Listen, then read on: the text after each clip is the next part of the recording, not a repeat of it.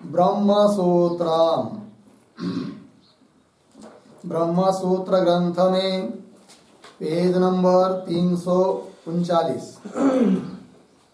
और 339 पेज के ऊपर से 7 नंबर की पंक्ति है। तो देखिए, इह देवादीनाम अपि ब्रह्म विद्यायाम अस्ति अधिकारः इति यत् प्रतिज्ञातम् तत् वर्त्यते। ठीक है, तो चलिए भाई, बात यह चल रही है प्रथमाध्याय तृतीय पाद, और तृतीय पाद का यह 8वां अधिकरण चल रहा है। इस अधिकरण का नाम है देवताधिकरणम, और इस अधिकरण का विचार विषय वाक्य है तद यो यो देवानां प्रत्यबुध्यत स एव तद अभवत्। बराबर है ना, स एव तद अभवत् तथर्षीणाम इत्यादि। तो ब्रह्म विद्या में देवता लोगों का भी अधिकार है, इस बात का निर्णय करने के लिए इस अधिकरण की प्रवृत्ति हुई है। तो देवता लोगों में भी अर्थित्व, सामर्थ्यत्व इत्यादि होने के कारण वे भी ब्रह्म विद्या के अधिकारी हैं। और देवता लोगों में अर्थित्व आदि इसलिए है कि देवता लोग भी विग्रहवान है, शरीरधारी है, और देवता लोगों को विग्रहवान मानने पर भी कर्म में विरोध नहीं आता है, और वेद के प्रामाण्य में भी कोई विरोध नहीं आता है, इस बात को बताया। अब जो पूर्व पक्षी लोग हैं, मीमांसक आदि लोग, उनका कहना है कि आप ब्रह्म विद्या में देवताओं का अधिकार कह रहे हो, किंतु देवता लोगों का ब्रह्म विद्या में अधिकार नहीं है, इस प्रकार का आक्षेप कर रहे हैं मीमांसक लोग। क्योंकि पूर्व मीमांसा में मंत्रमयी देवता होती है, कोई विग्रहवान देवता का वो लोग अंगीकार करते नहीं है। अतः उनका, देवता लोगों का ब्रह्म विद्या में अधिकार नहीं है। क्यों, क्या कारण, तो वो सब बता रहे हैं। तो आक्षेप कर रहे हैं अब इस 31 और 32 इन 2 सूत्रों के माध्यम से। तो वही इस सूत्र की भूमिका के रूप में भगवान भाष्यकार की पंक्ति हम लोग पढ़ रहे हैं। इह देवादीनाम अपि ब्रह्म विद्यायाम अस्ति अधिकारः इति यत् प्रतिज्ञातम् तत् पर्यावर्त्यते। शब्दों का थोड़ा अन्वय करते हैं। इह ब्रह्म विद्यायाम, पीछे देवादीनाम अपि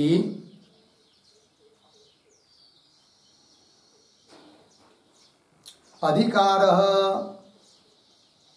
अस्ति इति यत् प्रतिज्ञातम् तत् पर्यावर्त्यते। ठीक है, देखिए भाई अर्थ, यह ब्रह्म विद्यायाम, इस ब्रह्म विद्या में देवादीनाम अपि, देवता लोगों का भी अधिकार है, इति यत् प्रतिज्ञातम्, ऐसी जो ही सिद्धांति तुमने प्रतिज्ञा की है और सिद्ध किया है अभी तक कि देवता लोगों का भी ब्रह्म विद्या में अधिकार है करके, तत् पर्यावर्त्यते, ऐसे ही है ना। तो पर्यावर्त्यते का अर्थ लिखिए आक्षिपति, कि वह निराक्रियते, उस पर हम लोग आक्षेप करते हैं, कि वह आपके बात का हम लोग निराकरण करते, निराक्रियते।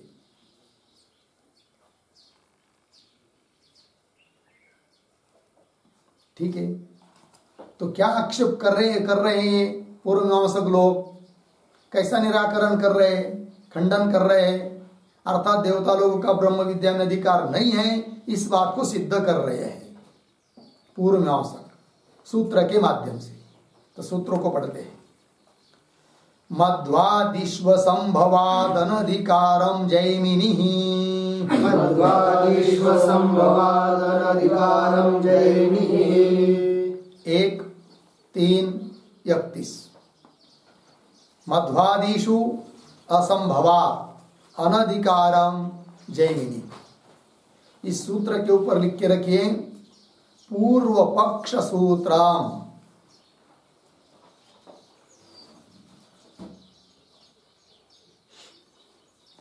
पूर्व पक्षियों का यह सूत्र है, उनकी बात को कहने वाला। आइए सूत्र के बारे में थोड़ा हम लोग लिख लेते हैं। लिखिए सूत्रावतरणम।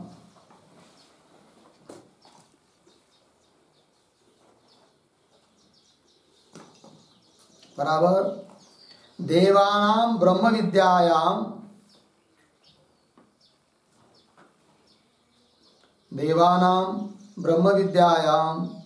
अधिकारः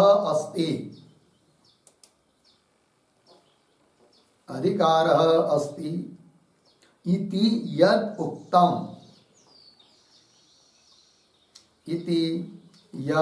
उक्तम् तत् न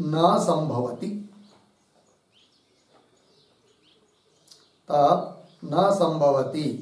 अर्धविराम। इति जैमिनिः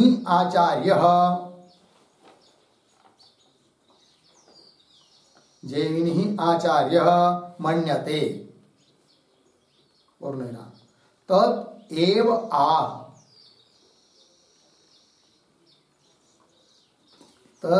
आह। ठीक।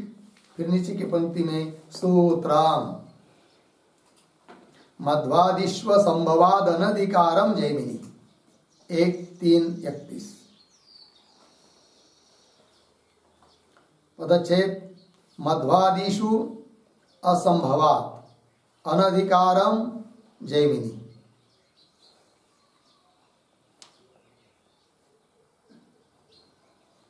ठीक है। नीचे पदार्थोक्ति। तो प्रतीक जैमिनी ही बराबर जैमिनी ही आचार्य।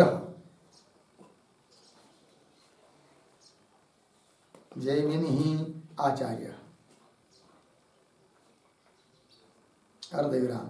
आगे प्रतीक अनधिकारम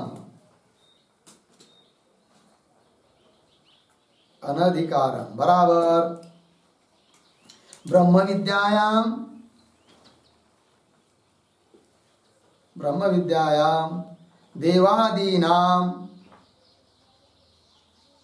देवादीनां अधिकाराभावः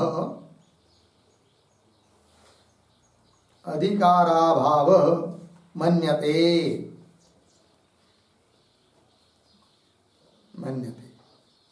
पूर्णविराम।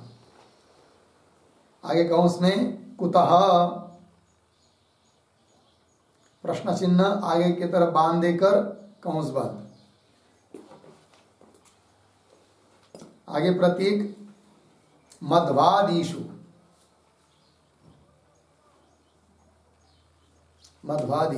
बराबर उद्धरण चिन्ह में असौ वाव आदित्य देवमधु। असौ वा आदित्य देवमधु उद्धरण चिन्ह बंद। छांदोग्य 3:1:1 छांदोग्य उपनिषद का मंत्र है 3:1:1। कौंस में लिखिए यह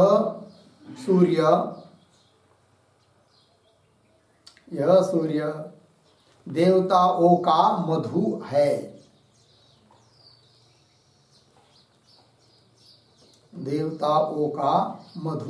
पूर्णविराम कौंस बंद। आगे उद्धरण चिन्ह में पुनः दूसरा वाक्य आदित्यो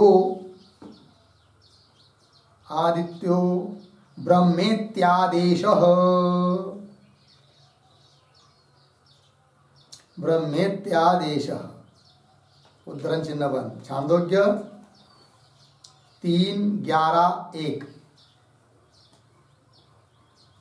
3:11:1 तो उसमें लिखिए आदित्य ब्रह्म है,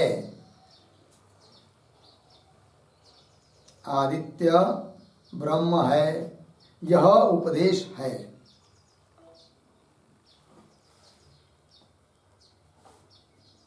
यह उपदेश है। पूर्ण विराम कंस बंद। आगे इत्यादिषु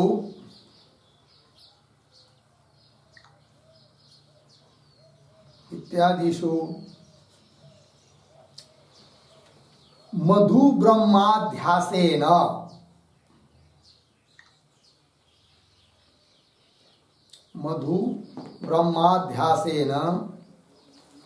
मनुष्याधिकारकेषु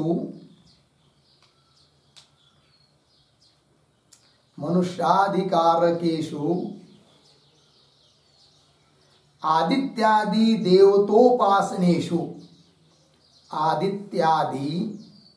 देवतोपासनेषु हो गया। आगे प्रतीक असंभवात बराबर तेषाम एव आदित्यादि देवानाम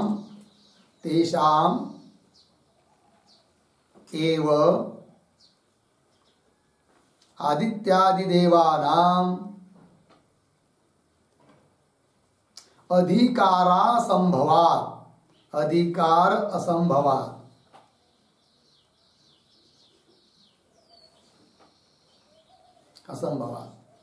कौन से लिखिए ब्रह्म विद्यायाम अपि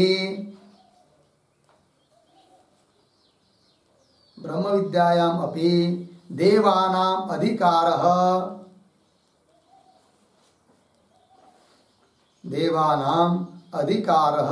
नास्ति अर्धविराम विद्यात्व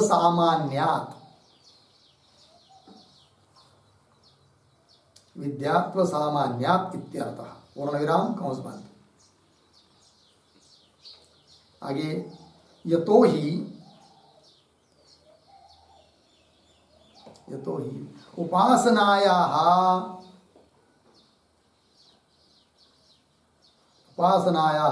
भेदनिष्ठत्वेन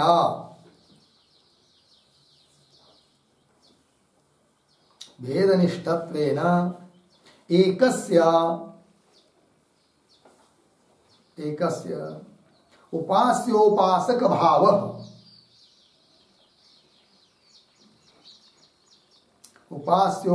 भावः असंभवः। पूर्णविराम अतः ब्रह्म विद्यायां देवादीनां अनधिकारः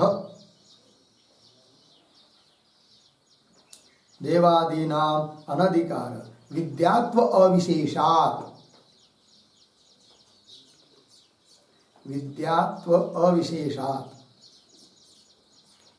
मध्वादि विद्यासु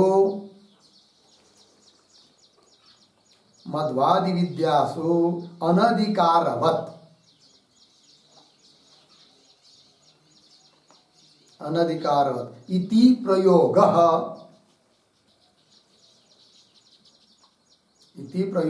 बराबर अनुमानम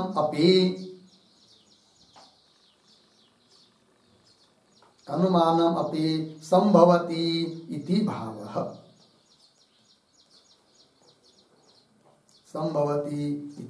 हो गया। चलिए भाई अर्थ देखते हैं। सूत्रावतरण में लिखा कि देवानां ब्रह्म विद्यायाम अधिकार अस्ति इति यदुक्तम। पूर्व पक्षी का कहना है, मीमांसकों का, ये सिद्धांती तुमने जो बात कही कि देवता लोगों का ब्रह्म विद्या में अधिकार है, इति यदुक्तम जो कहा, तत् न संभवति, वो संभव नहीं है।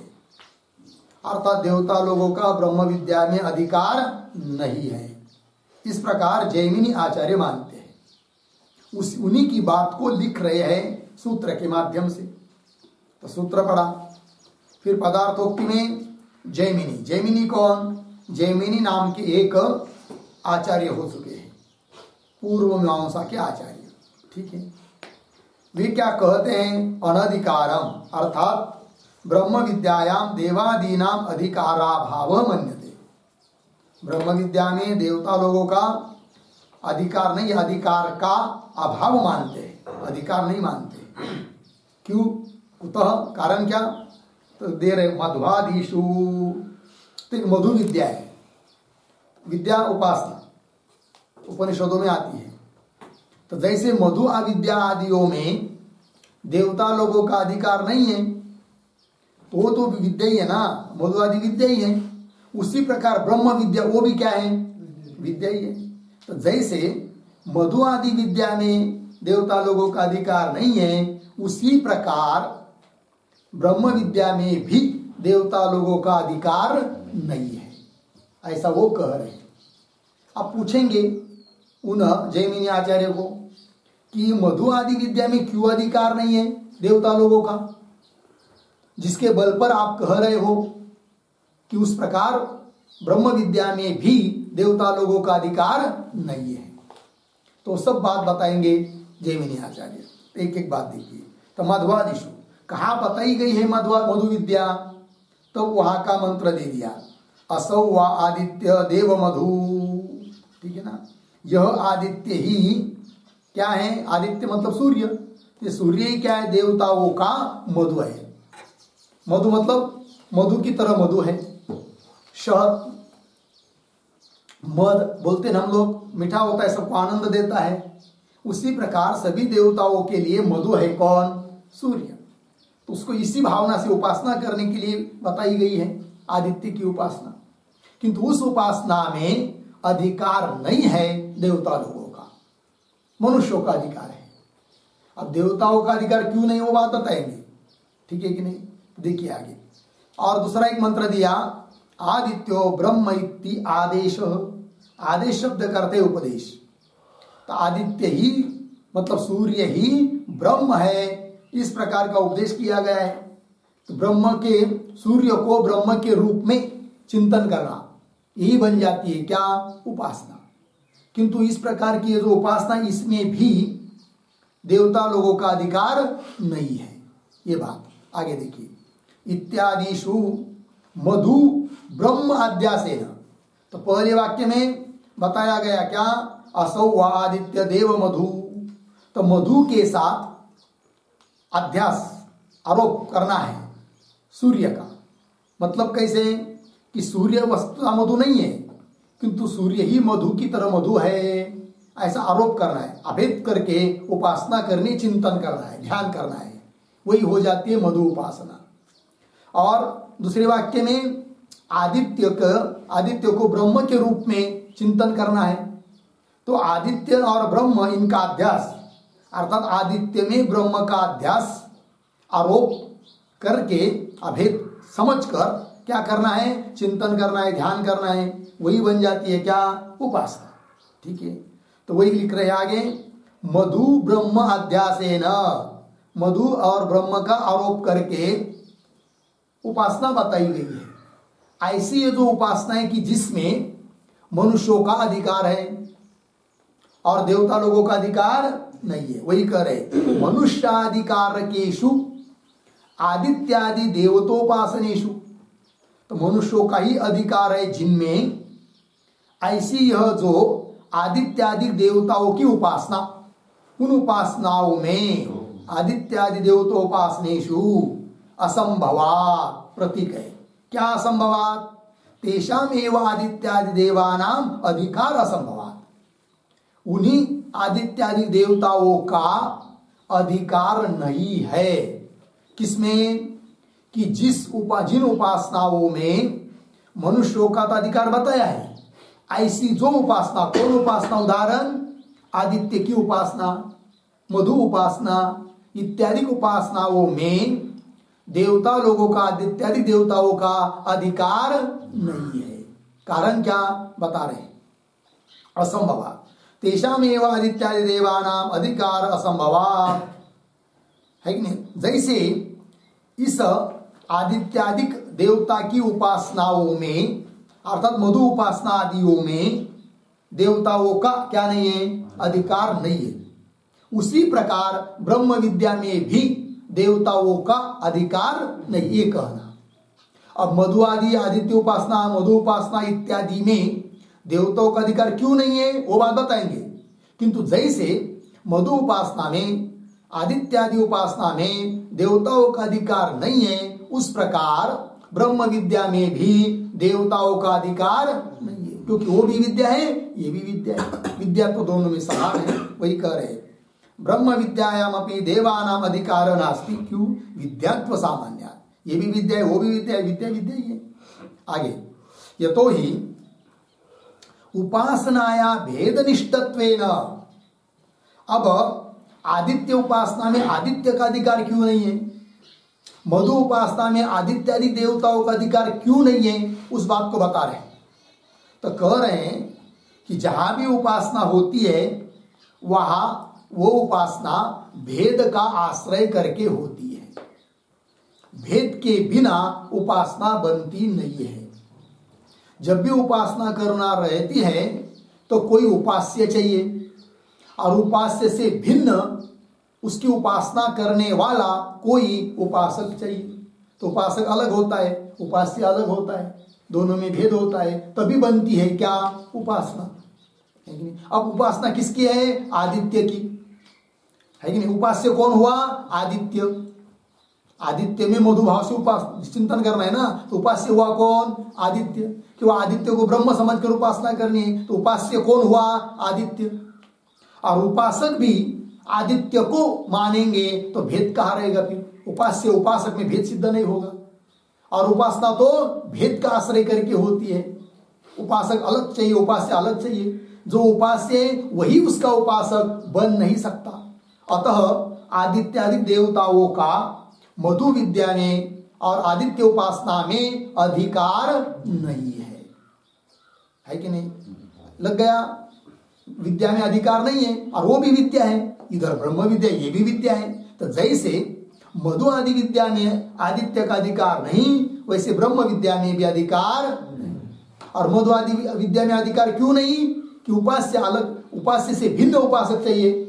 उपास्य तो आदित्यादि देवता है, वही उसका उपासक बन नहीं सकता, ये बात। आइए, ये तो ही उपासनाया भेद निष्ठत्वेन एकस्य, एक ही व्यक्ति उपास्य भी बने उपासक भी बने हो नहीं सकता। एकस्य उपास्य उपासक भाव असंभव। अतः ब्रह्म विद्याया, है कि नहीं। अतः इसलिए क्यों, कि जैसे उन मधु आदि विद्या में देवताओं का अधिकार नहीं है, इसलिए ब्रह्म विद्या में भी अधिकार नहीं है, किनका, देवता लोगों का। वही कह रहे अतः ब्रह्म विद्यायाम देवादीनाम अनधिकार, एक अनुमान बन गया। तो ब्रह्म विद्यायाम देवादीनाम अनधिकार विद्यात्व अविशेषात् मध्वादि विद्यासु अनधिकारवत, ये बन गया प्रयोग। प्रयोग शब्द का अर्थ होता है अनुमान। तो यहां पर पक्ष कौन है, ब्रह्म विद्या। ब्रह्म विद्यायाम कहा कि नहीं, उसमें साध्य क्या, देवादि नाम अनधिकार, अनधिकारत्व, देवता लोगों का अधिकार नहीं है। हेतु विद्यात्व अविशेषात्, अविशेषात् सामान्य, विद्या सामान्य, विद्या तो इसमें भी है उसमें भी है, तो विद्यात्व सामान्य। कैसे, मध्वादि विद्यासु अनधिकारवत, मध्वादि विद्या में जैसा अधिकार नहीं है वैसा ब्रह्म विद्या में भी देवता लोगों का अधिकार नहीं है। इति प्रयोग, प्रयोग अनुमानम अपि संभवति इति भाव। लग गया पंक्ति। आइए अब भाष्य में चलते हैं आगे। देवादीनाम अनधिकारम जैमिनी आचार्य मन्यते। पंक्ति मिली तो थोड़ा अन्वय। जैमिनी आचार्य, पीछे देवादीनाम अनधिकारम मन्यते।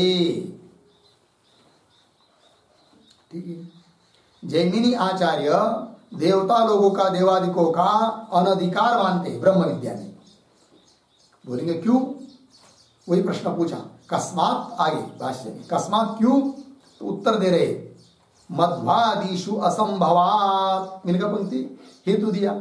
मध्वादि मतलब मधु आदि विद्याओं में असंभवात, असंभवात अधिकार, असंभवात देवता लोगों के अधिकार का असंभव है, अर्थात अधिकार नहीं है किसमें? मधु आदि विद्या में।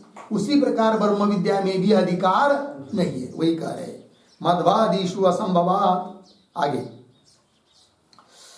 ब्रह्म विद्यायाम अधिकाराभ्युपगमे ही विद्यात्व अविशेषात् मध्वादि विद्यासु अपि अधिकार अभ्युपगम्येत।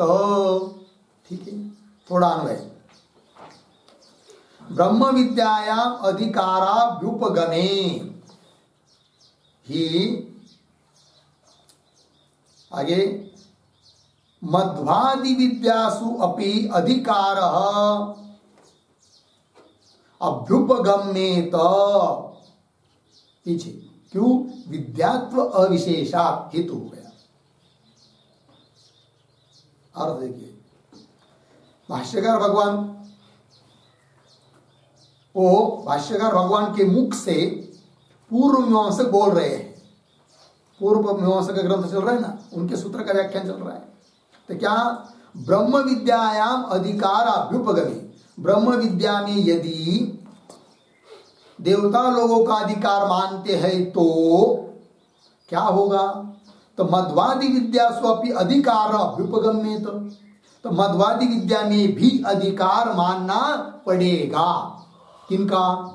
देवता लोगों का। क्यों? हेतु दिया विद्यात्व अविशेषात्। अविशेषात् के ऊपर लिख के रखिए सामान्यात्, विद्यात्व सामान्यात्, क्योंकि ब्रह्म विद्या भी विद्या है, उसमें यदि अधिकार मानोगे तो मध्वादि विद्या में भी अधिकार मानना पड़ेगा। जबकि मध्वादि विद्या में अधिकार नहीं है, अतः ब्रह्म विद्या में भी देवताओं का अधिकार नहीं हो सकता, ऐसा उनका अभिप्राय कहना है। ठीक है, आइए लगे इतनी पंक्ति। न च एवं संभवति, च एवं न संभवति। एवं, एवं मतलब क्या? एवं का अर्थ लिखिए, मध्वादि विद्यासु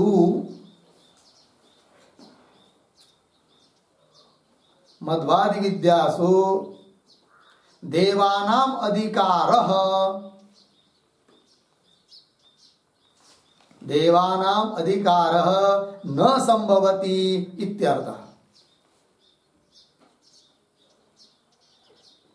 न संभवति इत्यर्थः। ठीक, इतना ही अर्थ है। एवं मतलब मध्वादि विद्याओं में देवता लोगों का अधिकार संभव नहीं, न एवं संभवति, एवं न संभवति। एवं मतलब मध्वादि विद्या में देवताओं का अधिकार संभव नहीं है। क्यों? वही पूछ रहे, न एवं संभवति कथा, क्यों संभव नहीं है? उस बात को अब स्पष्ट कर रहे हैं, है कि नहीं? असौ वा आदित्यो देव मधु, छांदोग्योपनिषद का वाक्य है, यह आदित्य देवताओं का मधु है। इत्यत्र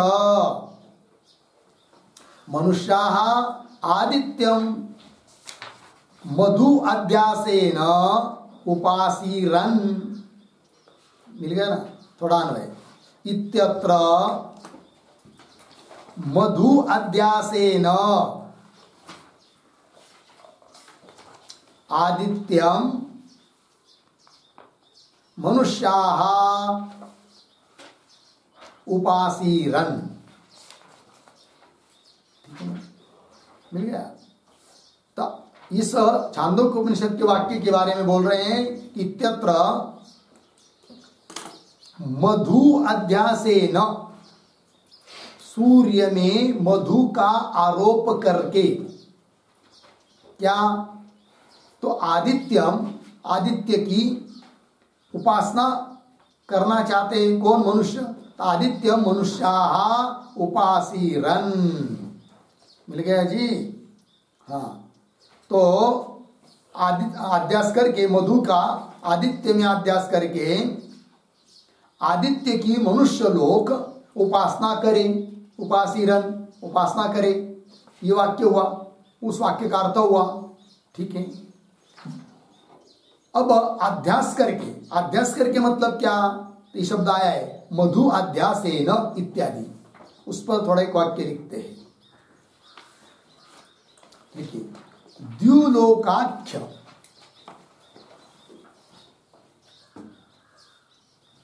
द्युलोकाख्य वंश दंडे, द्युलोकाख्य वंश दंडे अर्धविराम अंतरिक्ष रूपे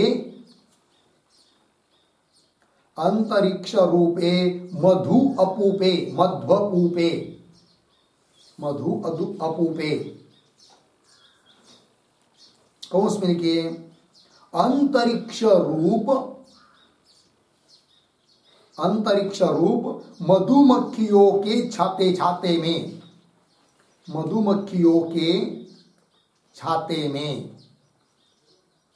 कौन सी बात? आगे, स्थितः आदित्य, स्थितः आदित्य अर्धविराम देवानां मोदनात्, देवानां मोदनात् मधु इव मधु, मधु इव मधु इति अध्यासेन, इति अध्यासेन बराबर आरोप्य, आरोप्य ध्यानम, ध्यानम बराबर उपासनम, उपासना कार्यम बराबर करणीयम भवति।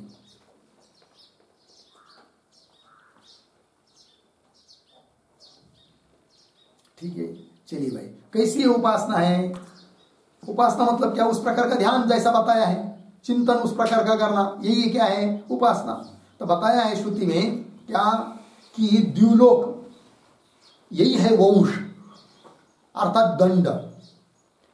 देखिए भाई, मधुमक्खियों का छाता देखा है ना हम लोगों ने कभी जंगलों में, कभी कभी पेड़ों के ऊपर जाली आदि में रहता है मधुमक्खियों का घर, वो सब मध बनाते जहाँ सब इकट्ठा रहती है। तो क्या होता है, कोई लकड़ी होती है, दंड होता है, उसके ऊपर उसका छाता होता है, उसके बीच में उसका क्या होता है, मधु होता है, मध है कि नहीं। छाता मतलब पोड़ी, वो कहते हैं ना हम लोग, क्या उसको छाता, मधुमक्खियों का छाता। उस प्रकार यहाँ पर भी जब उपासना करनी है तो सब बात बताने पड़ेगी।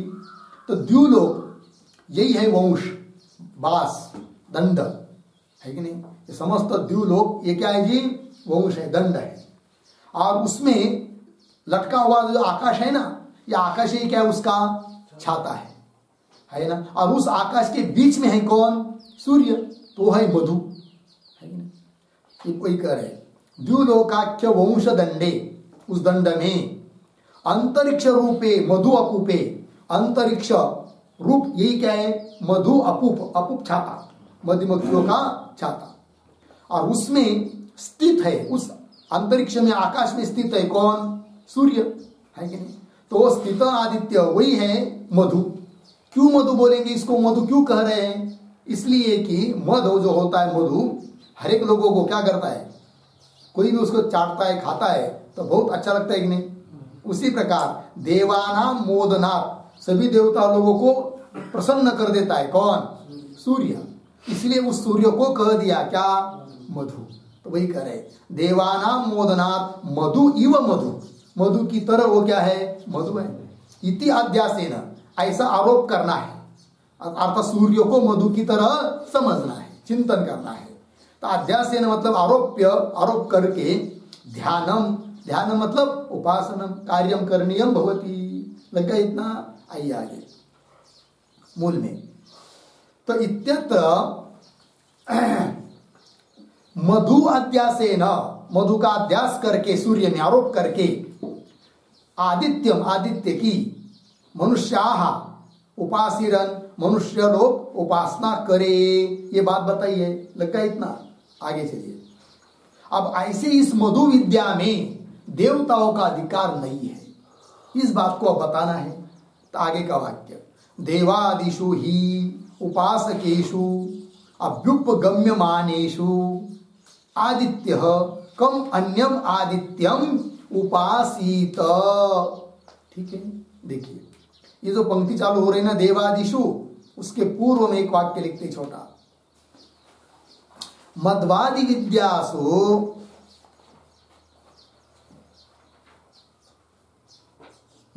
विद्यासु आदित्यस्य अधिकारः, आदित्यस्य अधिकारः न युक्तः अर्धविराम ध्यातृध्येय भेदाभावात्, ध्यातृध्येय भेदाभावात् इति आह देवादिषु इति आह देवादिषु इति। ठीक है, अर्थ को देखिए।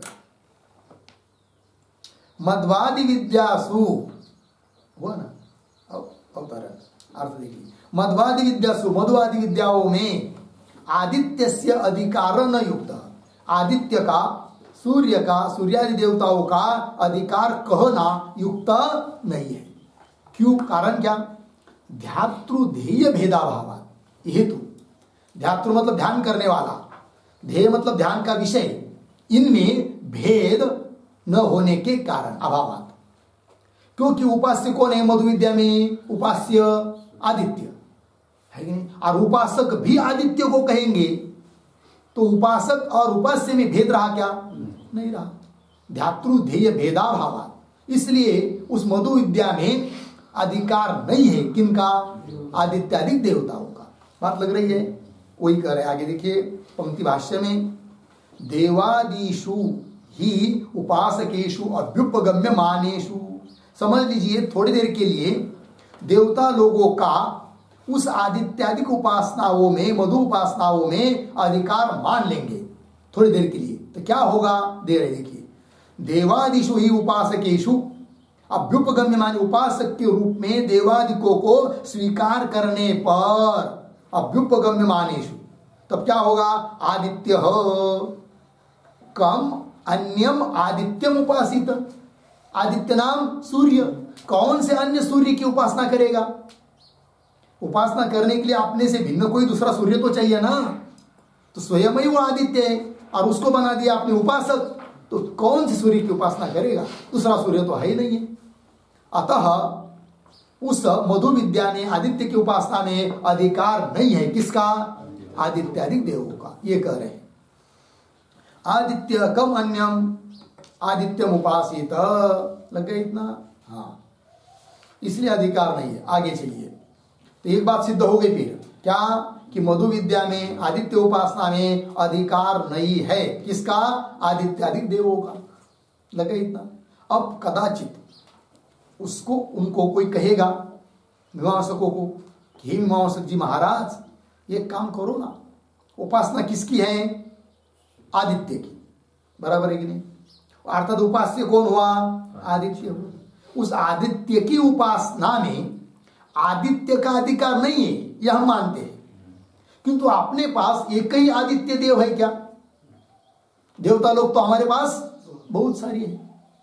तो आदित्य जिस उपासना में उपास्य है कि नहीं, उस उपासना में आदित्य को छोड़कर अन्य देव उपासक है, ऐसा मान लो, तब देवता लोगों का मधु आदि विद्या में भी अधिकार सिद्ध हो जाएगा।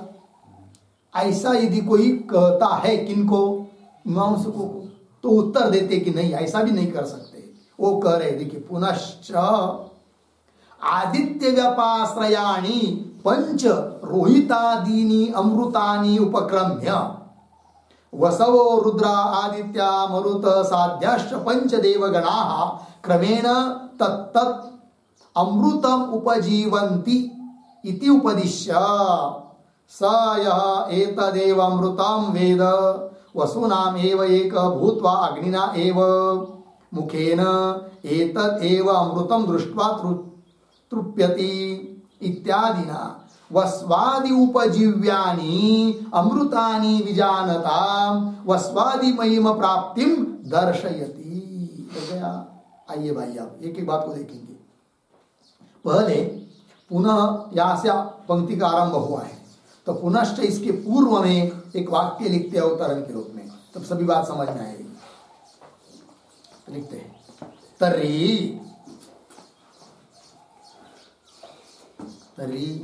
आदित्य व्यतिरिक्तानाम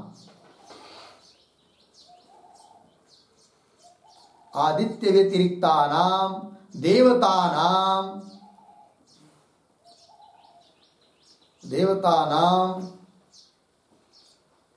वस्वादीनाम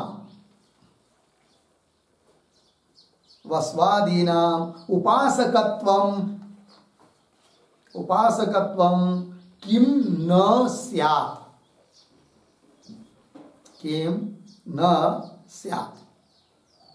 इति चेत तेषामपि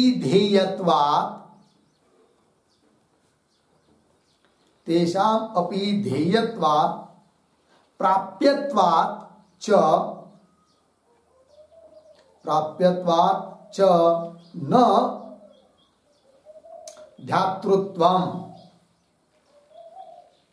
ध्यातृत्वम बराबर उपासकत्वम इति आह पुनश्च इति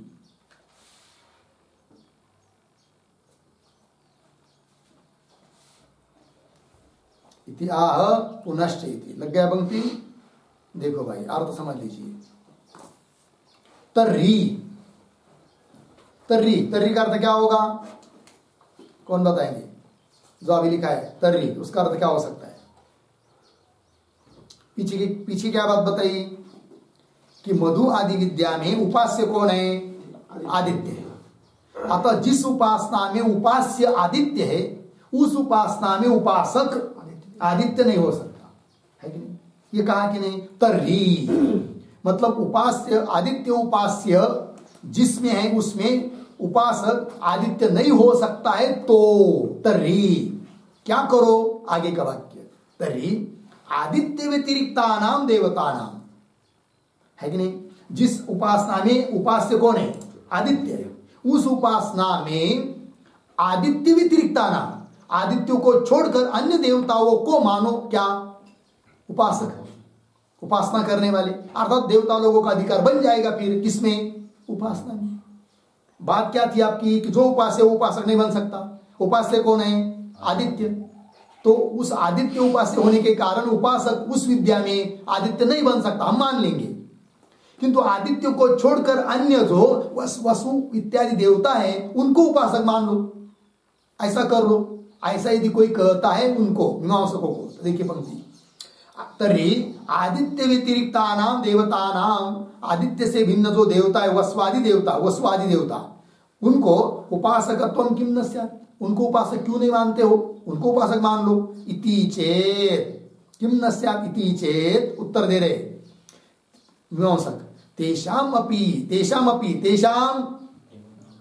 तेषाम वस्वादीनाम आया है ना, तो वस्वादि देवता तेषाम अपि ध्येयत्वात् प्राप्यत्वाच्च, इस आदित्य उपासना में जैसा उपास्य आदित्य है उसी प्रकार वसु आदि देवता भी ध्येय है, ध्यान का विषय भी है और प्राप्य भी है, प्राप्त करने योग्य भी है। अतः उस उपासना में भले मोटे मोटे तौर पर उपास्य के रूप में आदित्य लग रहा है, किंतु उस उपासना में उपासक के रूप में जैसा आदित्य नहीं हो सकता उसी प्रकार वसु आदि देवता भी उपासक नहीं हो सकते, क्योंकि जैसा वहां पर उपास्य आदित्य है उस प्रकार वसु आदि देवता भी ध्येय है, उपास्य है और प्राप्त करने योग्य भी है उसी उपासना में। आप समझ लीजिए वसु आदि देवता को उपासक मानेंगे तो वो किसका ध्यान करेंगे फिर? उसके लिए तो कोई वस्तु चाहिए ना, भिन्न है नहीं। और प्राप्त करेंगे किसको? तो स्वयं ही वसु है। यदि मनुष्य उपासना करता है तो वो वसु भाव को प्राप्त करता है, कोई बात नहीं। अब उपासक आप यदि वसु देवता को ही मानोगे तो कौन से वसु भाव को प्राप्त करेगा बताओ? नहीं कर सकता। अतः उस विद्या में, मधु आदि विद्या में जैसा उपासक आदित्य नहीं बन सकता उसी प्रकार उपासक वसु आदि देवता भी नहीं बन सकते, क्योंकि जैसा आदित्य उपास्य है उस प्रकार वसु आदि देवता भी उपास्य है और प्राप्त करने योग्य है उपासक को। अतः वे वसु आदि देवता भी उस मधु आदि विद्या के अधिकारी नहीं बन सकते। बात समझ में आई? अब थोड़ा जानना इतना ही है कि उस मधु आदि विद्या में आदित्य उपास्य, ये बात तो हमको समझ में आ गई, किंतु वसु आदि देवता भी ध्येय है, उपासना का विषय है, उपास्य है और प्राप्त करने योग्य है वो वसु आदि देवता, वो कैसे? इस बात को समझना पड़ेगा। जब ये बात समझ में आएगी तब हम लोगों को समझ में आएगा क्या कि उस विद्या में वसु आदि देवता भी अधिकारी नहीं बन सकते, उपासक नहीं बन सकते। लग गया कि नहीं? तो इसी बात को सब समझाया भाष्यों की पंक्तियों में। कौन बात को? कि उपास्य के रूप में आदित्य की तरह वसुआदिक देवता भी है और वो प्राप्त करने योग्य भी है। लग गया जी? आइए एक एक बात को देखते हैं। अवतरणिका को पहले पूरा पढ़ लीजिए। तर्हि आदित्य व्यतिरिक्तानां देवतानां वस्वादीनां उपासकत्वं किं न स्यात् इति चेत करे तेषामपि ध्येयत्वात् प्राप्यत्वाच्च न ध्यातृत्वं उपासकत्वं न, वो उपासक बन नहीं सकते। ये बात करे पुनश्च इत्यादि भाष्य की पंक्ति से। तो पंक्ति को देखिए। पुनश्च आदित्य व्यपाश्रयाणि, ठीक है जी, व्यपाश्रय मतलब आश्रय, आदित्य के आश्रय से रहने वाले, बाद में लिखाएंगे सबका अर्थ। व्यपाश्रयाणि आदित्य के आश्रय से रहने वाली, अर्थात आश्रित कौन? पंच रोहितादीनी, 5 है वो रोहितादीनी, अमृत किरण है वो, है कि नहीं? हाँ, अमृत स्वरूप है। तो पंच रोहितादीनी अमृतानी, अमृत किरण है, ऐसा उपक्रम किया है वहां पर उपासना में।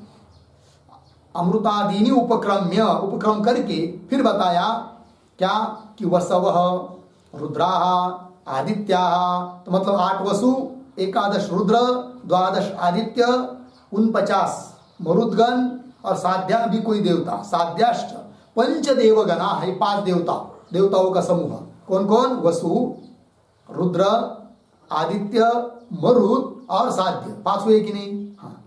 पंचदेवगणा क्या करते ये लोग? क्रमेण क्रमशः तत् अमृतम उपजीवंती, उस अमृत का उपभोग करते हैं। 5 अमृत बताए, उस सूर्य के किरण रूप 5 अमृत है, ठीक है ना, रोहित आदि। तो उस अमृत का 5 प्रकार के, उस अमृत का, किरणों का, किरण रूप अमृतों का ये 5 प्रकार के देवता गण क्या करते हैं? उपभोग करते हैं। इतना लगा?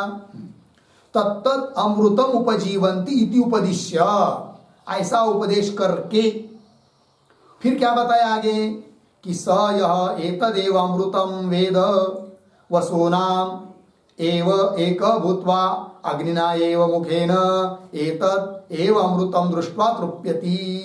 ध्यान दीजिए। तो जो कोई उपासक है वह उपासक क्या हो जाता है? फिर उपासना के बल पर उस वसु आदि भाव को प्राप्त होकर उस अमृत का पान करता है, उपभोग करता है। ये बात बताई है, ठीक है? थोड़ा पहले समझ लीजिए, बाद में शब्दों को लगाएंगे क्या बात है करके। तो मधु आदि उपासना है, उपास्य है कौन? आदित्य। उसमें मधु का क्या करना है? आरोप, मधु समझकर उपासना चिंतन करना है कि नहीं? और जो कोई उपासक रहता है वो कैसा क्या चिंतन करे उस उपासना में? तो आदित्य में मधु का तो आरोप करना ही है, किंतु उतने पर रुकना नहीं है, अपितु उस आदित्य के रोहित आदि 5 किरण है जो कि अमृत है, ये चिंतन करना है। उपासना का विषय कैसी उपासना करनी है, ध्यान करना है। तो वो आदित्य है, वो मधु स्वरूप है, आकाश में है कि नहीं? और द्युलोक रूप दंड में, अंतरिक्ष रूप छाते में सूर्य रूप मधु है, और वो सूर्य रूप मधु के रोहित आदि 5 अमृत स्वरूप किरणें हैं, और उन अमृत रूप किरणों का अमृत पान कर रहे हैं, उपभोग कर रहे हैं। कौन? वसु आदि 5 देवताओं का समूह। ऐसा चिंतन करना है जो उपासना करने वाला है, उसने इस प्रकार की क्या करनी है? उपासना करनी है, चिंतन करना है, रोज ध्यान करना है। ठीक है, इस प्रकार की जो उपासना करेगा उस उपासक को क्या लाभ होगा? तो फल बताया है, ऐसा जो कोई मनुष्य उपासना करता है तो वह मनुष्य उपासना करने वाला क्या हो जाता है कि जो वसु आदि देवता लोग 5 देवताओं का समूह बताए ना, वसु और रुद्र आदित्य वगैरह, उसमें से कोई एक मुख्य रूप से बन जाता है, अर्थात वसु भाव को प्राप्त होता है। कौन? उपासना करने वाला वसु आदि भाव को क्या होता है? प्राप्त होता है। फिर अग्नि रूप मुख से उस रोहित आदि अमृत का पान करता है, उपभोग करता है। ठीक है, तो ध्यान दीजिए। अब यहां पर कौन कौन बात बताई गई? तो उपासक के लिए, जो भी उपासक है उसके लिए ध्यान करने के लिए कहा। किसका? केवल सूर्य का ध्यान है क्या? नहीं, सूर्य का तो मधु रूप से ध्यान है, किंतु उस मधु के जो सूर्य के जो 5 अमृत रूप किरण उनका पान कर रहे हैं वसु आदि देवता, ये भी ध्यान करना है। अर्थात ध्यान का विषय वसु आदि भी हुए कि नहीं? हो गए, तो ध्येय बन गए, वो उपास्य बन गए, सूर्य की तरह वसु आदि भी। दूसरी बात क्या? जब इस उपासक को फल प्राप्त होता है तब यह उपासक वसु भाव को प्राप्त होता है, तो प्राप्य भी कौन हुआ? वसु। इस मधु उपासना में जैसा उपास्य आदित्य है उस प्रकार उपास्य वसु आदि देवता भी है, और प्राप्त करने योग्य भी है कौन? वसु आदि देवता। इतनी बात समझ में आई कि नहीं? अब ये बात जब समझ में आ गई तब अब बताइए, तो जैसे इस उपासना में उपासक है कि नहीं, ध्याता उपासक आदित्य नहीं बन सकता क्योंकि वही क्या है? उपास्य है। उस प्रकार वसु आदि को, वसु आदि देवता को उपासक मान सकते हैं क्या? इस विद्या में नहीं मान सकते। प्रश्न क्या था पूर्व पक्षी का? इस उपासना में भले आदित्य उपासक नहीं बन पा रहा है, किंतु आदित्य से भिन्न अन्य देवताओं को मानो क्या? उपासक। किंतु बताइए, अब आदित्य से भिन्न जो वसु रुद्र आदि देवता हैं, वे लोग भी, वे देवता लोग भी इस उपासना में उपासक बन सकते हैं क्या? नहीं बन सकते, क्योंकि उपासक के लिए ध्येय के रूप में कौन बताया? वसु आदि। यदि उपासक वसु को ही मानेंगे तो किसका ध्यान करेगा? ये प्रश्न उठेगा। दूसरी बात, जो मनुष्य आदि उपासक है उसको कौन भाव की प्राप्ति होती है? वसु आदि भाव की प्राप्ति होती है। बात लग रही ना? सुन लीजिए भाई, है कि नहीं? वसु आदि भाव की प्राप्ति होती है। अब वसु को ही उपासक मानेंगे तो उस वसु आदि देवताओं को किस भाव की प्राप्ति होगी? क्योंकि स्वयं ही वसु है वो, है कि नहीं? अतः इस विद्या में उपासक वसु आदि देवता भी बन नहीं सकते, अर्थात इस विद्या में देवताओं का अधिकार नहीं है। बात समझ में आई कि नहीं? ये लग गए सब अर्थ लग गए ना? अब पंक्ति को, शब्दों को लगाना है केवल। ठीक है, आइए फिर पुनश्च आदित्य व्यपाश्रयाणी, आदित्य के आश्रय से रहने वाली 5 कौन? रोहितादीनी अमृतानी, रोहितादि 5 अमृत रूप किरण, ऐसा उपक्रम किया है वहां पर। फिर बताया है क्या कि वसवः रुद्राः आदित्याः मरुतः साध्याः च पंचदेवगणाः, ये 5 देवता बताए। और ये 5 देवता क्रमशः क्या करते हैं? तत्त अमृतम उपजीवंती, उस रोहितादि अमृत का क्या करते हैं? पान करते हैं, उपभोग करते हैं। इति उपदिश्य, ऐसा उपदेश करके फिर आगे बताया है क्या? श्रुति देखिए, सह यः एतदेव अमृतम वेद वसूनाम एव एक भूत्वा, है कि नहीं? थोड़ा सा अन्वय करते इतने पदों का। कैसा पढ़ता हूं देखिए, यह एतत् एवं अमृतम वेद, यह एतत् एवं अमृतम वेद, पीछे जाइए, सह आगे वसुनाम एव एक भूत्वा, आगे सरल है, ध्यान दीजिए, अर्थ बताता हूं। यह एतत् एवं अमृतम वेद, यह उपासक, जो कोई उपासक एतत् एवं इस प्रकार से अमृतम वेद, अमृत भाव को जानता है, अर्थात उपासना करता है। किस प्रकार से? कि 5 रोहित आदि अमृत रूप किरणें हैं और उनका पान करने वाले, उपभोग करने वाले वसुआदिक देवता है। इस रूप से जो चिंतन करता है, उपासना करता है, यह उसके लिए क्या फल? फिर सह वसुनाम एव एक भूत्वा, वसु आदि पान करने वाले हैं कि नहीं, उपभोग करने वाले हैं कि नहीं अमृत का, उसी में से कोई एक प्रमुख बनकर बन जाता है वो उपासक। तो वसुनाम एव एक भूत्वा अग्निना एव मुखेन, अग्निमुख से एतत् एव अमृतम दृष्ट्वा, उसी अमृत भाव को देखकर, दर्शन करके, प्राप्त करके तृप्यति, तृप्त हो जाता है। ठीक है, आगे इत्यादिना, इत्यादि वाक्य के द्वारा क्या बात बताई? वस्वादि उपजीवानी अमृतानी, लग गया जी, वस्वादि उपजीवानी मतलब वसु आदियों के जो उपजीव्य अमृत, उपभोग्य अमृत है कि नहीं, वस्वादि उपजीव्यानि, उपभोग्यानि अमृतानि, उपभोग्य ऐसी जो अमृताधिक है उसको विजानता, जानने वाले के लिए क्या बताया? वस्वादि महिम प्राप्ति दर्शयति, वस्वादि की महिमा की प्राप्ति बताई है, मतलब वसु भाव को वो प्राप्त होता है, वो उपासक, इस बात को बताया है। वस्वादि महिम प्राप्ति दर्शयति, कौन दर्शयति? श्रुति दर्शयति। इतनी बात लगी ना? अब फिर आगे कहेंगे क्या? कि ऐसी स्थिति में उपासक यदि वसु को मानेंगे, वसु आदि देवताओं को मानेंगे जो कि आदित्य से भिन्न है, ऐसे वसु आदि देवताओं को उपासक मानेंगे तो वे किसका ध्यान करेंगे और किस भाव को प्राप्त होंगे? अर्थात नहीं हो पाएंगे। अर्थात वसु आदि देवताओं का भी उस मधु विद्या में, आदित्य उपासना में अधिकार नहीं है। न आदित्य का अधिकार है, न वसु आदि देवताओं का अधिकार है। अर्थात किसी भी देवता का उस मधु विद्या में अधिकार नहीं है। लग गया? ये बात सिद्ध हो गई। अब एक बात बताइए, मधु आदि विद्या में देवताओं का अधिकार नहीं है, इस बात को सिद्ध किया मीमांसकों ने। किस लिए?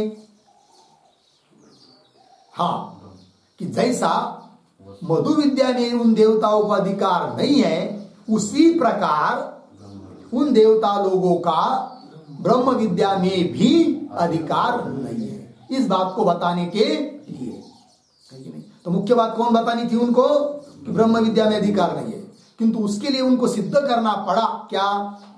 कि मधु आदि विद्या में भी देवता लोगों का अधिकार नहीं है, और वो विद्या है वैसी ये भी विद्या है। उस विद्या में अधिकार नहीं है तो इस विद्या में भी अधिकार नहीं हो सकता। तो कैसे कह रहे हो सिद्धांति तुम लोग कि ब्रह्म विद्या में देवताओं का अधिकार है करके? कैसे बोल रहे हो बताओ? अर्थात अधिकार नहीं है। बात समझ में आई? तो दर्शयति, तो पुनश्च से लेकर दर्शयति तक दो जो 3-4 पंक्ति पढ़ी हम लोगों ने, उसके बारे में थोड़ा लिख लेते हैं। जो अपरिचित शब्द है उनका अर्थ भी उसमें आ जाएगा। लिखिए, आदित्य व्यपाश्रयाणि बराबर आदित्य व्यपाश्रयाणि बराबर आदित्य आश्रितानि, आदित्याश्रितानि, आगे रोहितादीनि, रोहितादीनि बराबर लोहित शुक्ल लोहित, शुक्ल, कृष्ण, अतिकृष्ण, अतिकृष्ण, गोप्य नामकानि, गोप्य नामकानि, पंच अमृत किरणानि, पंच अमृत किरणानि सन्ति, अमृत किरणानि सन्ति। आगे इति उपक्रम्य, इति उपक्रम्य वस्वादयः देवाः, वस्वादयः देवाः क्रमेण, क्रमेण तत्तत् अमृतम्, तत्तत् अमृतम् उपजीवन्ति, उपजीवन्ति बराबर उपभोगम कुर्वन्ति, उपभोगम कुर्वन्ति। इति उपदिश्य, इति उपदिश्य आगे यह, यह बराबर उपासक, यह प्रतीक है बराबर उपासक, अर्धविराम। एतत् एव अमृतम प्रतीक, एतत् एवं अमृतम बराबर वस्वादि द्वारा, वस्वादि द्वारा उपभोग्य स्वरूपम अमृतम, उपभोग्य स्वरूपम अमृतम। आगे वेद प्रतीक है, वेद बराबर जानाति, बराबर उपासनाम करोति, उपासनाम करोति पूर्ण विराम। सह,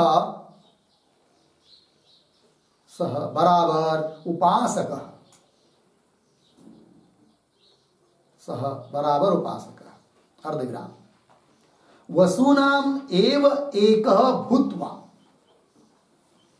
प्रतीक है, वसूनाम एव एकः भूत्वा बराबर वस्वादि भावम प्राप्य, वस्वादि भावम प्राप्य, अर्धविराम। आगे अग्निना एव मुखेन, अग्निना एव मुखेन एतत् एव अमृतम्, एतत् एव अमृतम् दृष्ट्वा, दृष्ट्वा बराबर दर्शनेन, दर्शनेन तृप्यति, तृप्यति पूर्ण विराम। इत्यादिना, इत्यादिना वस्वादि उपजीव्यानि, वस्वादि उपजीव्यानि बराबर उपभोग्यानि अमृतानि,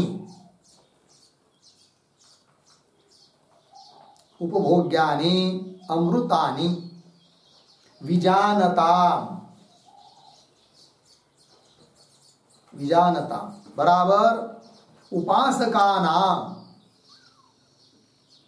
उपासकानाम। आगे वस्वादि महिम प्राप्तिम, वस्वादि महिम प्राप्तिम बराबर वस्वादि भाव प्राप्तिम, वस्वादि भाव प्राप्तिम श्रुति ही दर्शयति, श्रुति ही दर्शयति। ठीक है, देखिए भाई अर्थ।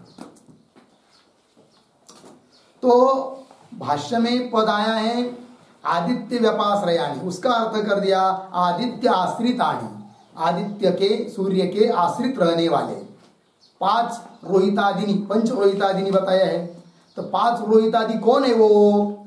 तब लिख के दिया आपको, लोहित, शुक्ल, कृष्ण, अति कृष्ण और गोप्य, ये 5 हुई। ठीक है, तो गोप्य नामकानि 5 अमृत किरणानि संति। आदित्य के आश्रय से रहने वाले 5 क्या है? अमृत किरण है, जिनका नाम लोहित आदि है।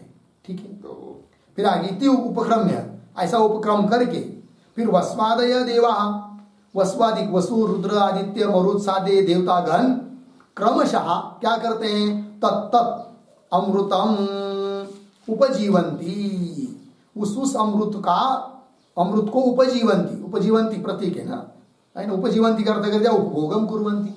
ये सब वस्वादि देवता लोग उस अमृत का क्या करते हैं? उपभोग करते हैं। इति उपदेश, ऐसा उपदेश किया है। फिर उपासक जो है उसने इसी प्रकार की उपासना करनी है कि सूर्य मधु है, उसके 5 किरण है लोहित आदि, फिर वसु आदि 5 प्रकार के देवताओं का समूह, वे उस लोहित आदि अमृत किरणों का पान कर रहे हैं। ऐसा क्या करना है? उपासक ने चिंतन करना, यही उसकी उपासना है। फिर देखिए आगे, यह उपासक एतदेवम अमृतम, मतलब वस्वादि द्वारा उपभोग्य स्वरूपम अमृतम, वसु इत्यादि के द्वारा उपभोग्य स्वरूप जो अमृत है, उस अमृत को वेद जानता है, अर्थात उपासना करता है, चिंतन करता है। तो ऐसी उपासना करने वाला जो उपासक, सह उपासक क्या? तो वसुनाम एव एक भूत्वा, आया है ना उस श्रुति में, वसुनाम एव एक भूत्वा, मतलब वस्वादि भावम प्राप्य, वस्वादि भाव को वो प्राप्त हो जाता है। कौन? वह उपासक।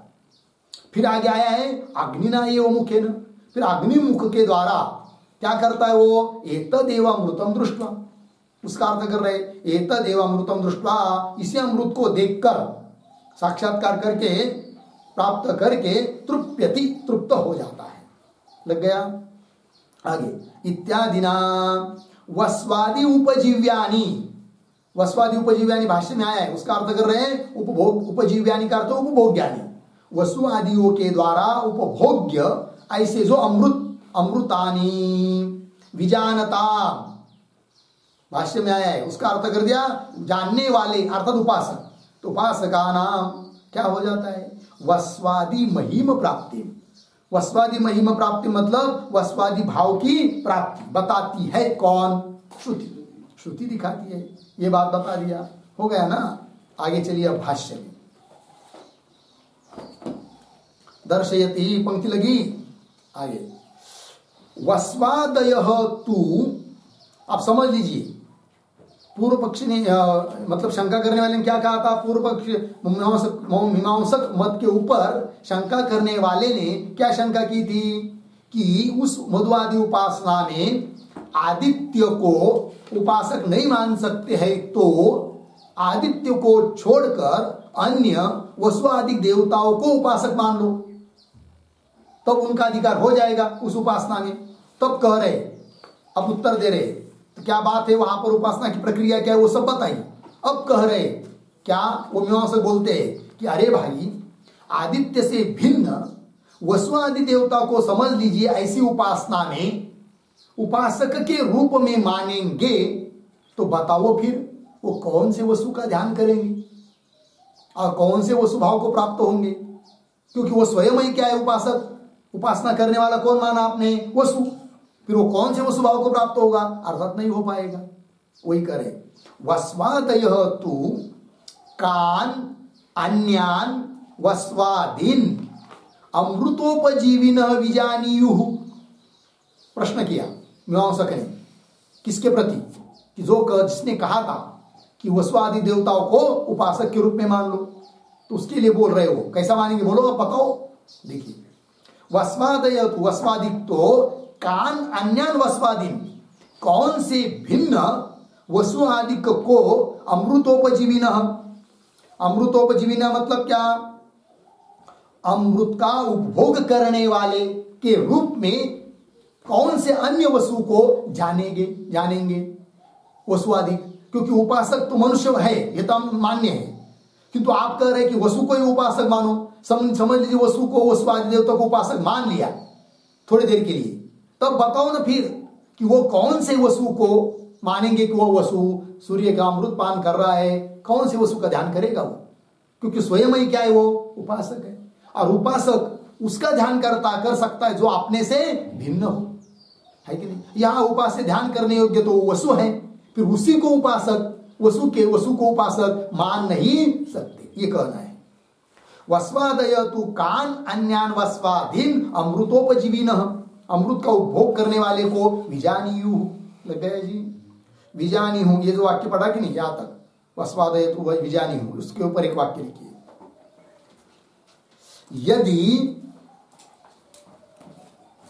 यदि वस्वादय उपासका,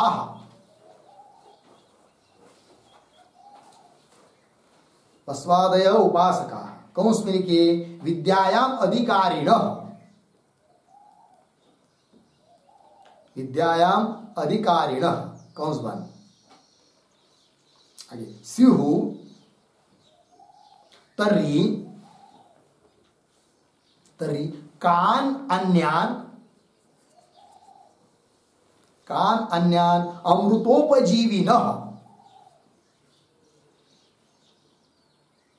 अमृतोपजीविनः बराबर अमृतोपभोगम कुर्वतः, अमृतोपभोगम कुर्वतः वस्वादीन, अमृतोपभोगम कुर्वतः वस्वादीन विजानीयुः, विजानीयुः बराबर चिंतयेयुः, चिंतयेयुः अर्धविराम। तथा च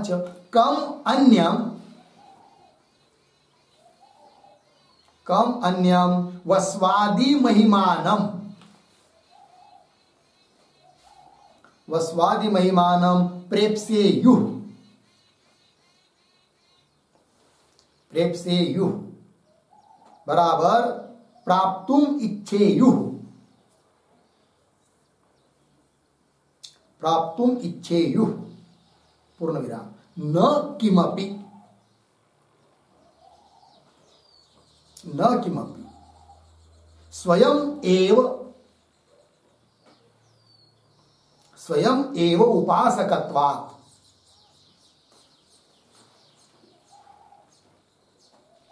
इति अतः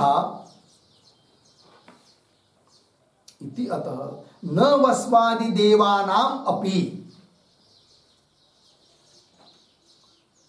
न वस्वादि देवानाम अपि विद्यायाम अधिकारः अस्ति, विद्यायाम अधिकारः अस्ति, लग गया। चलिए अर्थ समझ लीजिए। यदि वस्वादिक देवताओं को उपासक मानेंगे अर्थात उस विद्या में अधिकारी मानेंगे, तो तर्हि कान अन्यान, कौन से अपने से भिन्न अमृत का उपभोग करने वाले, अमृतोपजीविन अमृत का उपभोग करने वाले वस्वादिक को विजानी हूं, चिंतयेयुः, किस अन्य वस्वादिक को चिंतन करेगा। एक बात। तथा च कम अन्यम वस्वादि महिमानम प्रेप्स्युः, कौन से अन्य वस्वादिक महिमा को, भाव को प्राप्त करने की इच्छा करेगा, नहीं कर सकता। न किमपि, क्योंकि स्वयं उपासक है, वो अपने से भिन्न कोई वस्तु है नहीं, क्योंकि उपासक वस्तु को माना आपने। न किमपि स्वयं उपासकत्वा इति अतः न वस्वादि देवानाम अपि विद्यायाम अधिकार, अतः वस्वादि देवताओं का भी विद्या में अधिकार नहीं है। इस बात की सिद्धि हुई। ठीक है, आइए मूल में। वस्वादयः तो कान अन्यान वस्वादीन अमृतोपजीविनः विजानीयुः, और आगे कम व अन्यम वस्वादि महिमानम प्रेप्स्येयुः, इसका भी अर्थ लिख के दिया आपको। कम व अन्यम, अपने से भिन्न कौन से अन्य वस्वादि के महिमा को, भाव को प्राप्त करने की इच्छा करेगा, क्योंकि स्वयं ही वो उपासना कर रहा है, तो और कौन से उस भाव को प्राप्त होगा। इसका मतलब देवताओं का विद्या में अधिकार नहीं है, मधुआदि विद्या में अधिकार नहीं है, इस बात की सिद्धि हुई। लग गया। आगे चलिए। तथा, ठीक है ना, तो तथा इत्यादि पंक्ति से कौन बात कही जा रही है, तो तथा के पूर्व में एक वाक्य लिखते हैं अवतरण के रूप में, सूत्रस्थ आदि पदार्थम आह, सूत्रस्थ आदि पदार्थम आह तथा इति। ठीक, सूत्र में आदि पद आया है, मध्वादिषु आदि पद आया कि नहीं? तो मधु विद्या में जैसा देवताओं का अधिकार नहीं है, उसी प्रकार और कौन सी उपासना में, कौन सी विद्या में देवताओं का अधिकार नहीं है? आदि पद से कौन बात कहना चाहते हो, तब आदि पद का अर्थ बता रहे हैं भगवान भाष्य का। ठीक है, पंक्ति देखिए, तथा अग्नि पाद, वायु पाद, आदित्य पाद, दिश पाद, एक हो कि नहीं? एक बात। और वायुर्भाव संवर्ग एक, और आदित्यो ब्रह्म इति आदेश इत्यादिषु। क्या आगे देखिए, इत्यादिषु देवतात्मोपासनेषु न तेषाम एव देवतात्मनाम अधिकार संभवति। ये भी कह दिया आदिपद से। ठीक है, तो जैसे मधु विद्या में देवताओं का अधिकार नहीं है, उसी प्रकार अन्य विद्याओं में भी देवताओं का अधिकार नहीं है। अन्य विद्या मतलब उदाहरण अग्निपाद, वायुपाद, आदित्यपाद इत्यादि। ये क्या बात है, लिखते उस पर एक वाक्य। आकाश ब्रह्मण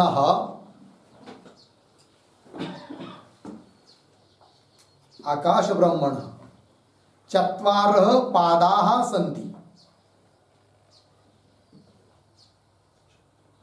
चत्वारः पादाः सन्ति इति एवं उपासना विधिः अस्ति। इति एवं उपासना विधिः अस्ति पूर्णविराम।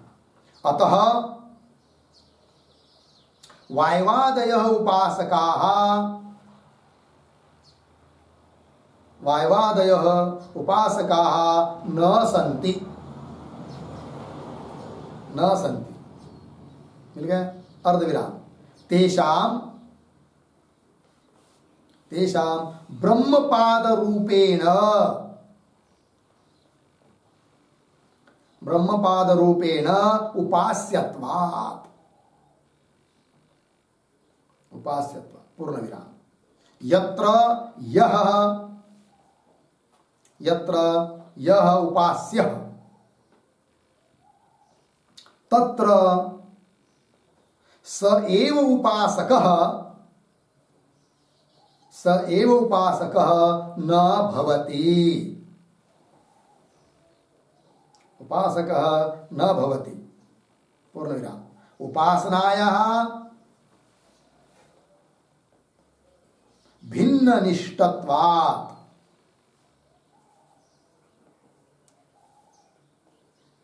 भिन्न निष्ठत्वात्। ठीक, चलिए अर्थ देखिए भाई। तो आकाश ब्रह्मण, आकाश रूप ब्रह्म के चार पाद बताए हैं, अग्नि आदि चार पाद कहे हैं, है कि नहीं? इस प्रकार का ध्यान करना है, इस प्रकार का चिंतन करना है, वही बन जाती है क्या? उपासना। तो आकाश ब्रह्मण चत्वारः पादा सन्ति, अग्नि आदि चार पाद बताए गए हैं, एवं उपासना विधि अस्ति। अतः वायुवादय उपासका न सन्ति, क्योंकि वायु आदि का ही क्या बताया है? पाद बताए हैं। तो अग्नि रूप देवता, वायु रूप देवता, आदित्य रूप देवता, दिशा रूप देवता, ये उपासक नहीं बन सकते, क्योंकि उसी वही क्या है? उपास्य है, क्योंकि उन्हीं को बताए वो क्या है? पाद है। तो पाद के रूप में उन्हीं अग्नि, वायु, आदित्य, दिशा, इनका चिंतन करना है, तो उपास्य बन गए। अतः उपासक वो स्वयं अग्नि आदि देवता बन नहीं सकते, ये बात बताइए। वही करे तेषाम ब्रह्मपाद रूपेण उपास्यत्वा, ब्रह्म के पाद के रूप में वो उपास्य है अग्नि आदि, अतः वे उपासक बन नहीं सकते, क्योंकि नियम है क्या? यत्र यह उपास्य, जिस उपासना में जो उपास्य है, तत्र उसी उपासना में स एव उपासक न भवति, वही उपासक बन नहीं सकता। क्योंकि उपासना का नियम है कि उपास्य अलग होता है और उपासक अलग होता है, भिन्न भिन्न जगह रहते हैं। उपास्यत्व अलग जगह रहता है, उपासकत्व अलग जगह रहता है, भिन्न निष्ठ होते हैं वो। ये बात आइए मूल में। तथा अग्नि पाद अर्धविराम, वायु पाद अर्धविराम, आदित्य पाद अर्धविराम, दिश पाद, ये उपासना। और बताया वायुर्भाव संवर्ग, ये भी एक उपासना है, संवर्ग उपासना। पीछे एक बार चिंतन हो चुका है कि वायु क्या है, सबका संवर्ग है, सबको अपने में लीन कर लेता है, इस प्रकार ध्यान करना है। ऐसी उपासना में वायु यदि उपास्य है तो उपासक बन नहीं सकता, ये कहना। और कह दिया आदित्यो ब्रह्म इति आदेश, आदेश उपदेश, आदित्य ही ब्रह्म है, ऐसा ध्यान करना, ये भी उपासना है। उस उपासना में भी उपासक आदित्य बन नहीं सकता, क्योंकि वो उसमें क्या है, उपास्य है। तो आदित्यो ब्रह्म इति आदेश इत्यादिषु, इत्यादि उपासनाओं में, देवतात्मा उपासनेषु, देवता रूप आत्मा की उपासना में, न तेषाम एव देवतानाम अधिकार, तेषाम एव देवतात्मनाम अधिकार न संभवति, उन्हीं देवतात्माओं का उन उपासना में अधिकार संभव नहीं है। बात लग गई। तो कुल मिलाकर क्या सिद्ध हुआ कि उपासना में अर्थात विद्याओं में देवता लोगों का अधिकार नहीं है, हो गया। उसी प्रकार उपासनाओं में ऋषि लोगों का भी अधिकार नहीं है। जो उपासना ऋषि संबंधी है उसमें ऋषि लोगों का अधिकार नहीं है। इस बात को भी बता रहे आगे की पंक्ति में। पंक्ति लिखी तथा, मिलाना, तथा के पूर्व में एक वाक्य लिखते हैं अवतरण, तथापि, तथापि कथम ऋषीणाम अनधिकारः,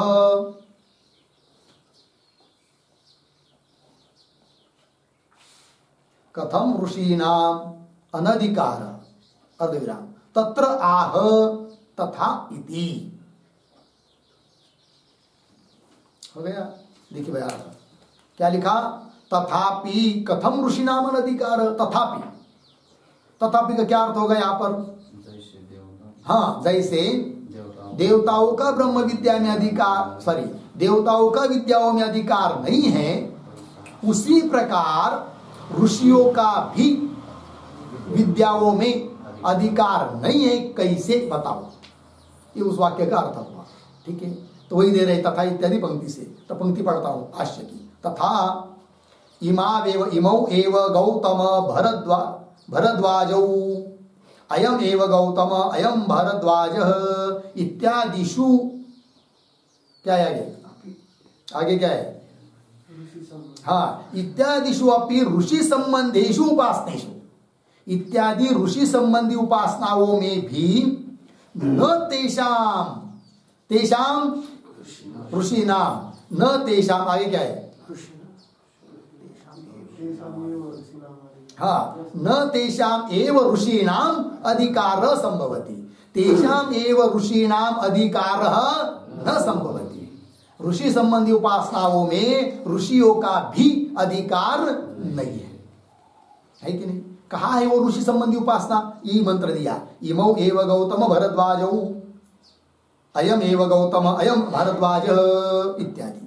तो बोले कि जरा स्पष्टीकरण नहीं हुआ, कैसी उपासना करनी है, तो थोड़ा लिख लेते उसके ऊपर। सप्तसु,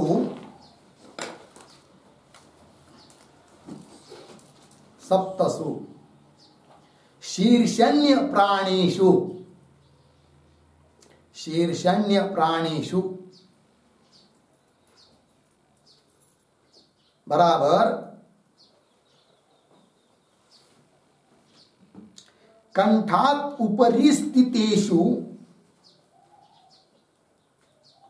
कंठात उपरि स्थितेषु प्राणेषु, स्थितेषु प्राणेषु बराबर इंद्रियेषु, इंद्रियेषु सप्तर्षि ध्यानम विहितम अस्ति, सप्तर्षि ध्यानम विहितम अस्ति पूर्ण विराम। तथा ही अयम दक्षिणः कर्णः, अयम दक्षिणः कर्णः गौतमः अर्धविराम, वामः कर्णः भरद्वाजः, वामः कर्णः भरद्वाजः पूर्ण विराम। एवं दक्षिणः चक्षुः, दक्षिणः चक्षुः विश्वामित्रः, विश्वामित्रः अर्धविराम। वामः चक्षुः, वामः चक्षुः जमदग्निः, जमदग्निः अर्धविराम। दक्षिण नासिका, दक्षिण नासिका वसिष्ठः अर्धविराम। वाम नासिका, वाम नासिका कश्यपः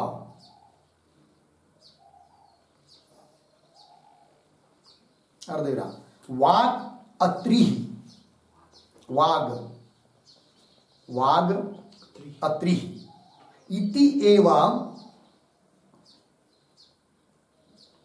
एवं ध्यानं कर्तव्यं भवति, ध्यानं कर्तव्यं भवति पूर्णविराम। अत्र ऋषीणां ध्येयत्वात्, अत्र ऋषीणां ध्येयत्वात्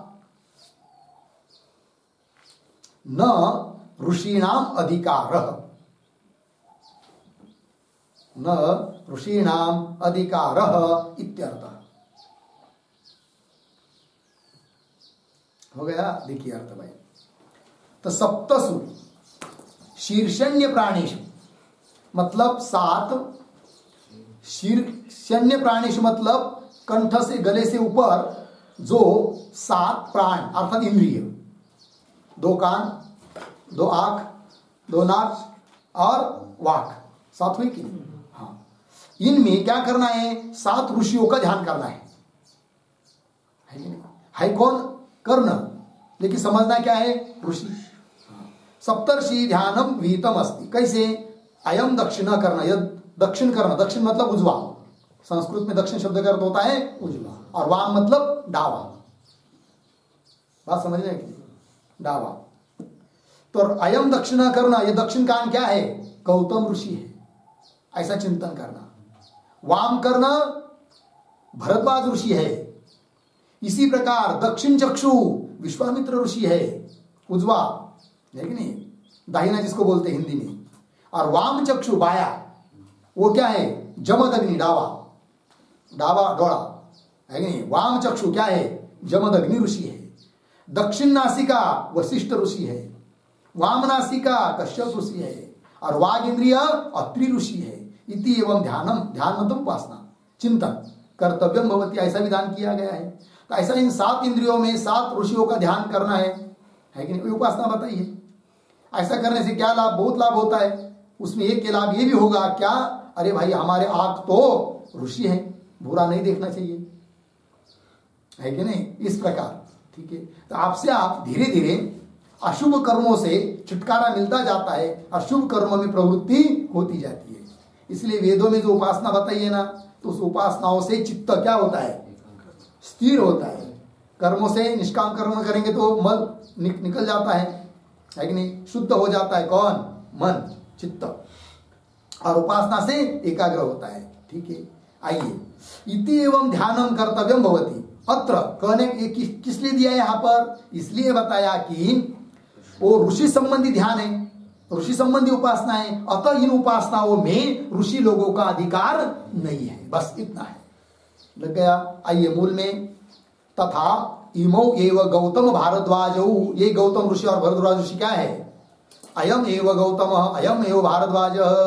इमौ, इमौ कर्णौ, ये 2 कर्ण ही क्या है? गौतम और भारद्वाज है। लग गया ना जी? तो अयम गौतम, अयम भारद्वाज, पूरा मंत्र वहां पर है, यही बात बताया जो लिख के दिया आपको। इत्यादिषु ऋषि संबंधीषु उपासनेषु, इस ऋषि संबंधी उपासनाओं में न तेषाम एव ऋषीणाम अधिकार, उन्हीं ऋषि का उसमें अधिकार नहीं है। लग गया इतना? तो कुल मिलाकर चिंतन क्या हुआ कि जैसे मधु विद्या आदियों में, आदित्य उपासनाओं में, ऋषि संबंधी चिंतनों में जैसे देवता और ऋषि लोगों का अधिकार नहीं है, उस प्रकार ब्रह्म विद्या में भी उनका अधिकार नहीं है। तो कैसे सिद्धांति आप कह रहे हो कि देवता लोगों का ब्रह्म विद्या में अधिकार है? ऐसा पूछ रहे हैं कौन? मीमांसक लोग, जैमिनी आचार्य, ठीक है। तो फिर आगे और एक सूत्र है उनका, वो कल होगा, फिर उसका उत्तर देंगे सिद्धांति। वो सब विचार कल करेंगे। ओम पूर्णमदः पूर्णमिदं पूर्णात् पूर्णमुदच्यते पूर्णस्य पूर्णमादाय पूर्णमेवावशिष्यते। ओम